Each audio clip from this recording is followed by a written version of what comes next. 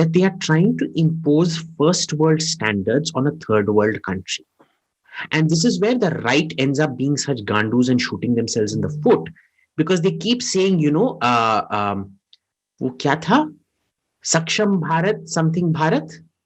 I don't know. Saksham Bharat मतलब? $5 trillion economy, हम developed country होने वाले हैं, we are already emerged. एक गोरा टट्टू आके बोलता है, they say India is an emerging country, I think you are already emerged. हाँ, हम emerge हो गए, हम first world हो गए. first world हो गए हैं. गांडो साले मादर चोद. Anyway, so इसमें क्या होता है कि ये लोग, they don't understand what is the definition of a first world country. It isn't just money. Okay, it's a whole load of things. It is that you have gotten industrialized. Till the 70s, it was actually manufacturing. After the 70s, it became services, where services contributes about 70% of your economy. Agriculture is lesser. Very high standard of human development, but most importantly, there is the state monopoly on violence. You can't just go around rioting and shit like that.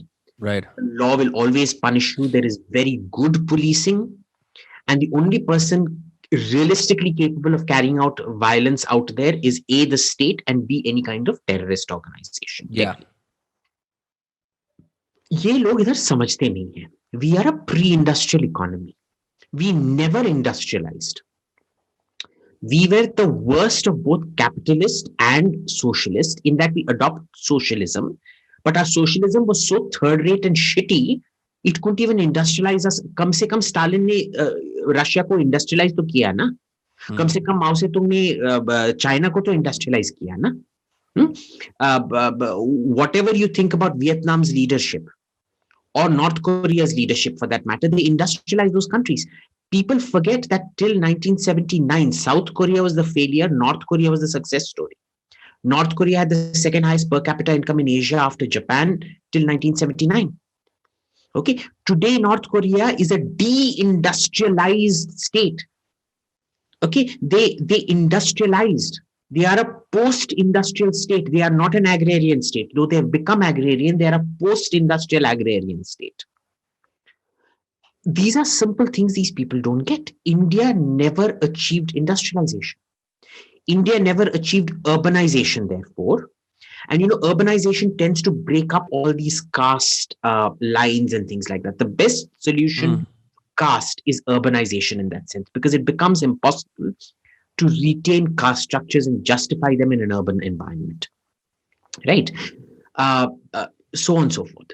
आज क्या होता है, because all our BPOs and things are big, we've got the same ratio of industrialization to services, which is about, say, 20-30% industry and about 50-60-70% services. We think we're a first world country, which we're not. Because remember, in Germany, when you're talking about the 20-30% of the economy, each person's value add there is about 50-60,000 euros. In India, the value add of those industries is about 500-600 euros at best. Right? So just because you've got the percentages right, then you have these idiots who talk about leapfrogging.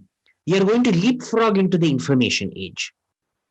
ऐसे बहुत सारे hippopotamus rhinoceros मंत्रीगण भी हैं जो बोलते हैं हम leapfrog करेंगे. You can't leapfrog.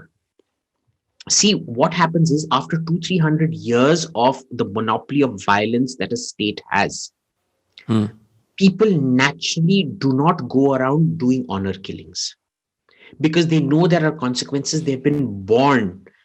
After 3-4 generations, they realize they can't just take a pitchfork and go kill the witch.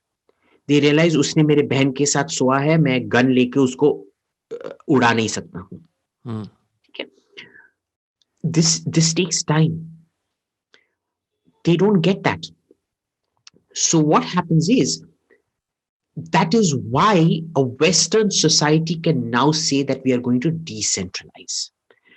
People can come out and have protests. People can do this. People can do that. You can't have in a pre-industrial state, because the moment you say you can protest, it results in rioting. everybody wants to say Shaheen Bagh peaceful tha, but remember, Shaheen Bagh was the peaceful afterthought of a riot that started off in Selampur and that Jamia Millia ka wo jo police hamla hua tha and all of that. Which after they got beaten, after they got tear gas, they then pretended to be peaceful and came and started sitting down in Shaheen Bagh. And once they realized that kuch nahi hone wala hai, it morphed again into the Delhi riots.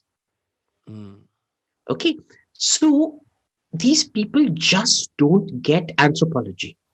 And I find that very, very problematic. Aaj, if you say that, we need to be like Europe, they need to be individual rights and la-di-da-di-da, you're going to have a million riots all over the bloody place.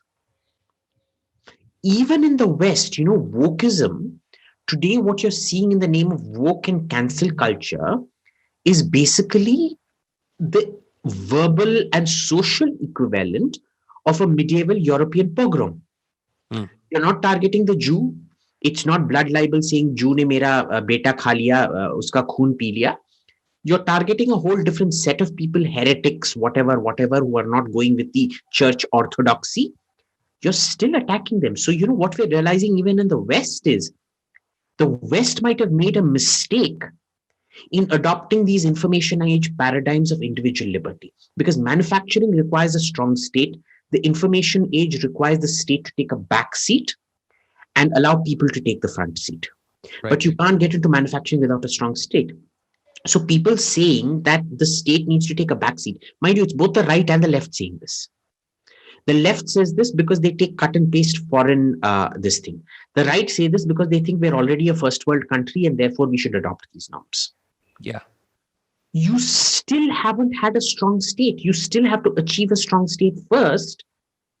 And then we are now realizing, thanks to the West, that, this people first approach that is happening there, this woke culture and cancel culture and pronouns and blah, blah bullshit, we're actually going back to the medieval period, because their speech controls today in the West are as bad as they were in, say, the early 1800s.